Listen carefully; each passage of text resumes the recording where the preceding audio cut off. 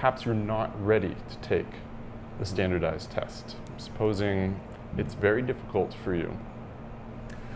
And one thing you may want to consider is how to improve your language ability in an efficient way. And generally, in my experience, there have been 3 things that can help. Number 1, you're going to want to do a lot of practice. You know, raw number of hours, the total amount of time that you spend immersed in this language. I mean, there's a reason why they call it immersion. That is definitely going to be reflected in your total language abilities while you prepare.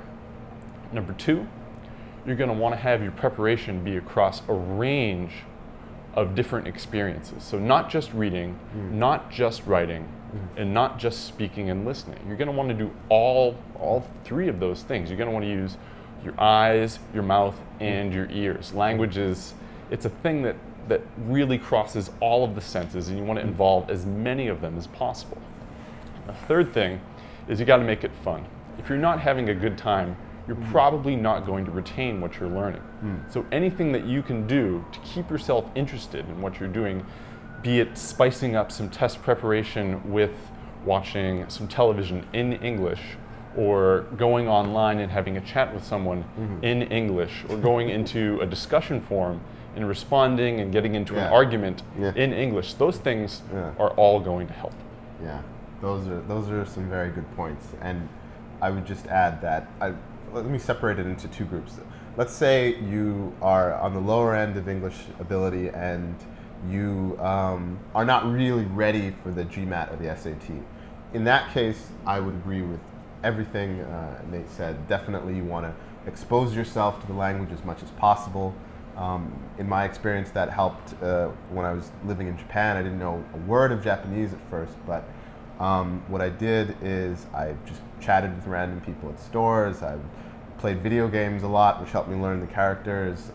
These are all things you can do in English. I would recommend if you like video games, if you like going on the internet, if you like movies and TV shows, watch them with subtitles, then watch them without. Listening in on conversations, listening to English music, of course, having an English weblog. All of these things are ways to expose yourself to the language and develop all the 4 basic skills.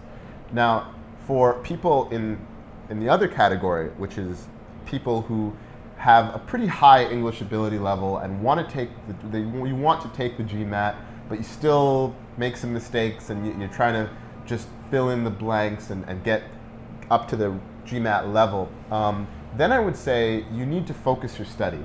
And again, consider the type of English that's on the test. The GMAT and the SAT, they're not testing speaking ability.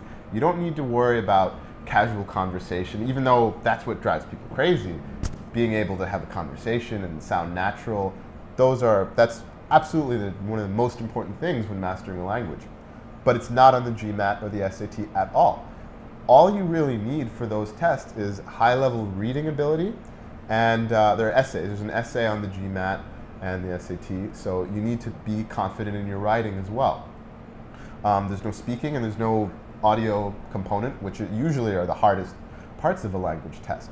So to work on your reading ability, of course, reading newspapers, magazine articles, practice problems, all of that is great. And doing test questions, of course, great. But focus on the type of language that's actually on the test, rather than a conversation class or a speaking tutor. I mean, these are things that are going to have less impact. So that's what I would say for higher level students that feel ready to try the GMAT or SAT or any test, I guess. Yeah.